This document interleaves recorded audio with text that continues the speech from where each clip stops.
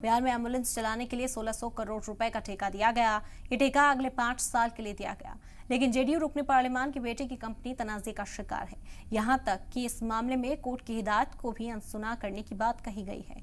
JDU के जहानाबाद से रुकने पार्लिमान चंदेश्वर प्रसाद चंद्रवंशी के बेटे को अदालत के इंतबाह के बावजूद 1600 करोड़ रुपए का एम्बुलेंस का ठेका दिया गया। पटना हाईकोर्ट में दर्ज मामले के मुताबिक 5 साल के लिए ठेके की तजदीद करने के लिए पटना हाईकोर्ट के तबसरे को भी नजरअंदाज किया गया और ऑडिट में ये भी सामने आया है कि कंपनी की बेज़ाब्तियों को अनदेखा किया गया। दरअसल 31 मार्च को बिहार सरकार ने 102 हंगामी खदमत के तहत चलने वाली 2125 एम्बुलेंस को चलाने का ठेका Pashupatinath distributors private limited (PDPL) को दिया। इस ठेके के लिए 5 अप्रैल 2022 को तजवीज के लिए दस्तखत जारी किए गए थे। ठेका जारी करने को लेकर मुकर्ररा ज़ाब्तों को बदला गया और एतराज को अनदेखा किया गया। पीडीपीएल कंपनी के डायरेक्टर रुकने पार्लिमान के बेटे सुनील कुमार हैं। इस पर जेडीयू रुकने पार्लिमान चंदेश्वर प्रसाद ने सफाई दी है, जबकि कांग्रेस तर्जुमान राजेश राठौड़ ने जांच की बात कही है।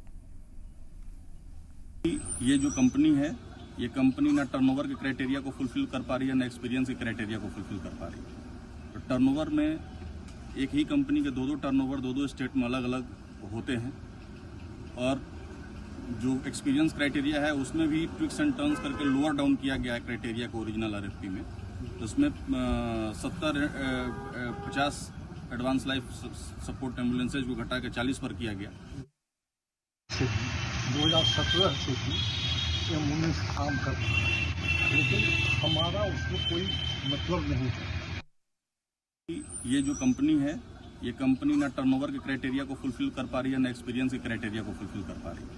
तो टर्नओवर